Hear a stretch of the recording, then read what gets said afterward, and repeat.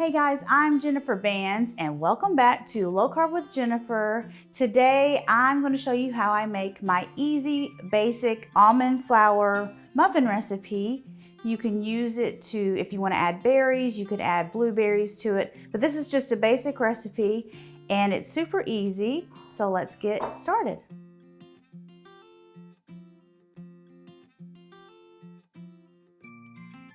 Okay, for this easy muffin recipe, I've got some almond flour here, and I'm going to add in some sweetener. This is a monk fruit sweetener, Lakanto, but you can also use Swerve if you want. You could use any sugar-free sweetener that is 1-for-1 replacement for sugar.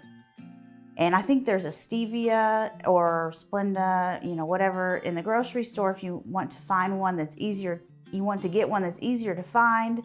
Most grocery stores have like a stevia brand that is 1-for-1 replacement for sugar. And then I've got some baking soda here that we're gonna mix in and some salt. That's out of here. And now we're just going to stir up these dry ingredients just to make sure that that baking soda and salt is incorporated into the almond flour before we start adding in our wet ingredients. Okay, for our wet, I'm going to go ahead and crack 3 eggs into this bowl.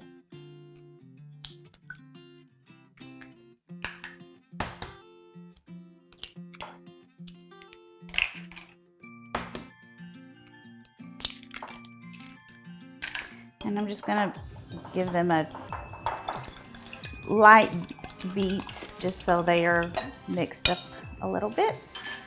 And they can go into the pot. And I've got some Greek yogurt here. Now Greek yogurt, it doesn't sound like it's keto, but you know what it is because it actually has fewer carbs than sour cream. Look it up, I'm not lying to you. So we're gonna add in some Greek yogurt. And this is fat-free Greek yogurt. You could use full-fat Greek yogurt if you want to. It's all gonna be good. Now we've got some vanilla extract. And now I'm just gonna mix these up before I add in our slivered almonds. Now, like I said before, you could add in strawberries, a few sliced strawberries. Now, they are a little bit more liquidy berry than like blueberries, but you could add blueberries. You could add chocolate chips. Okay, that's good and mixed. So now I'm going to add in our these are sliced almonds. And they're so good, they just give a little bit of crunch, some texture in the almond flour muffins. All right, got that all mixed. So now, what am I doing? This goes over here. So now we can scoop these with my trusty kitchen scoop. I just love it so much. And I've already got these lined, and I sprayed the liners on the inside with cooking spray because almond flour muffins, baked goods tend to stick. So I'm just going to scoop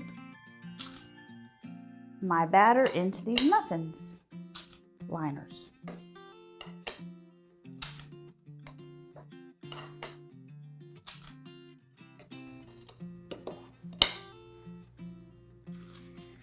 All right, that was just enough batter for 12 muffins. So we're gonna bake these in a 400-degree oven for about 20 minutes. A toothpick's gonna come out clean when they're ready. Okay, here are our muffins out of the oven and they look fantastic. These actually only took like 16 minutes in the oven at 400 degrees. And they got really good color on them thanks to the baking soda. If you didn't know that if you want your baked goods to brown, you need baking soda. So here are our perfectly fluffy muffins. Look so good. I'm going to take a bite.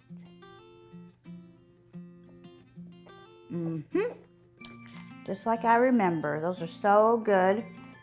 The sliced almonds give so much texture. I love them so much.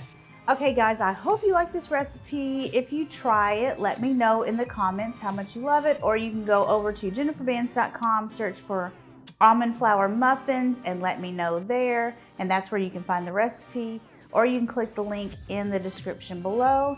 And I hope you try this recipe. They're super easy, super fluffy and delicious.